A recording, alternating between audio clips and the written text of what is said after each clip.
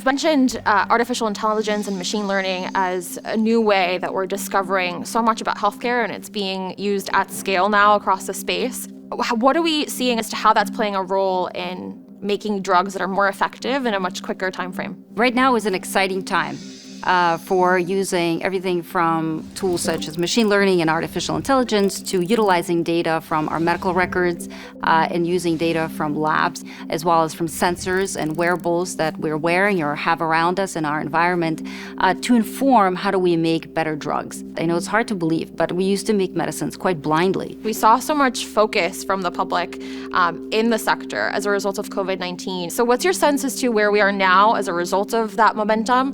If you're picking the next industry that is going to blossom and is just starting, that is biotech and that is healthcare. I would imagine that you and many others have heard about tools such as CRISPR. We're hearing about genomics. We're hearing about mRNA technologies, which is, of course, has been at the forefront of COVID vaccines.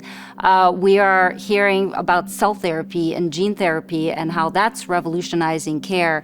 The way that I like to think about it is we are almost at the early ages of human development when we had the tools, when we learned how to make fire. And now that we have the tools, we can actually go and use those tools for real drug making and drug hunting so we can make medicines and understand biology of what's truly causing disease. When thinking of diseases like Alzheimer's, rapidly increasing in terms of patient population and quite heterogeneous in terms of the symptoms, what is your sense as to where we'll be able to leverage what we've learned so far the most? I'm so glad that you brought up Alzheimer's because it's a great example of one area where we don't know the biology at all. We don't know what is causing disease. Alzheimer's is when healthy cells die.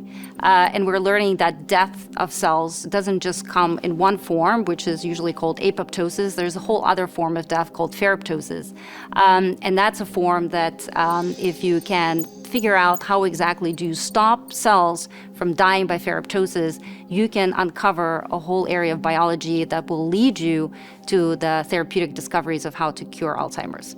When looking at the market more broadly from a macroeconomic standpoint, a lot of discussion, of course, coming from inflation, potential recessionary concerns, interest rates. What is your sense as to how those topics have impacted the healthcare space in particular and how it's impacting funding for those smaller genomic companies? Some of the companies, we're seeing some of the effects of short sellers.